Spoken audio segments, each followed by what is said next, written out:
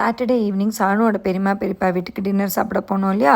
அப்போ என்ன இருக்கும், நம்ம வீட்டில் சாதம்லாம் மீதி ஆகிடுச்சு. அப்படியே நைட்டு வந்தோன்னே 1 o'clock தண்ணி ஊற்றி வச்சு படுத்துட்டேன். மறக்காமல் தண்ணி ஊற்றி வச்சுட்டேன். பார்த்திங்கன்னா சண்டே மார்னிங் எங்களுக்கு அதுதான் பிரேக்ஃபாஸ்ட். சாப்பிட்டு முடித்ததுக்கப்புறம் சானும் நானும் அவங்க அப்பா ஒரு வேலை இருந்தது. எனக்கு கொஞ்சம் ட்ராயர்லாம் க்ளீன் பண்ண வேண்டியிருந்தது. சானும் வீட்டுக்குள்ளே வச்சுட்டு க்ளீன் பண்ண முடியாது, இது என்னன்னு படுத்து எடுத்துகிட்டு வா. அதனால் அவங்க அப்பா அவளை கூட்டிகிட்டு போய் பிளான்ஸில் எப்படி க்ளீன் பண்ணும் அப்படின்னு சொல்லி கொடுத்துட்டு இருந்தார். அண்ட் சானுமே பார்த்திங்கன்னா சண்டே வீட்டில் இருக்கும்போது சாட்டர்டே ஆகட்டும் இந்த பிளான்ஸ் க்ளீன் பண்ணுற வேலை, அவங்க அப்பா கார் க்ளீன் பண்ணார்னா தண்ணி கொண்டு போய் கொடுக்குற வேலை, அதெல்லாமே அவங்க அப்பா சொல்லிக் கொடுப்பாங்க. சானும் அதை கேட்டு செய்வாங்க.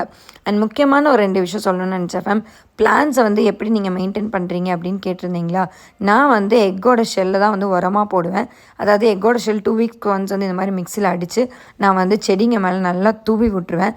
ஒன்று அவங்க அப்பா ஃபஸ்ட்டு கீழேருந்து மண்ணெல்லாம் கிளறி வச்சுட்டு போயிடுவார்.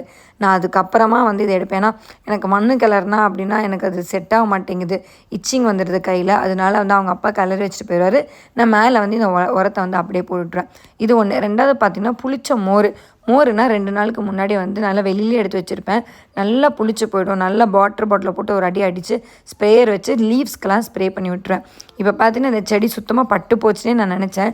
பார்த்திங்கன்னா 3 ஸ்டிக்காக இருக்கும். ஆனால் இந்த உரம்லாம் போட்டதுக்கப்புறம் பார்த்திங்கன்னா அழகாக வளர்ந்துருக்கு. நீங்களும் இதை ட்ரை பண்ணி பாருங்கள், கண்டிப்பாக நல்லா வரும். வந்திருந்தால் எனக்கு கீழே கமெண்ட்டாக சொல்லுங்கள்.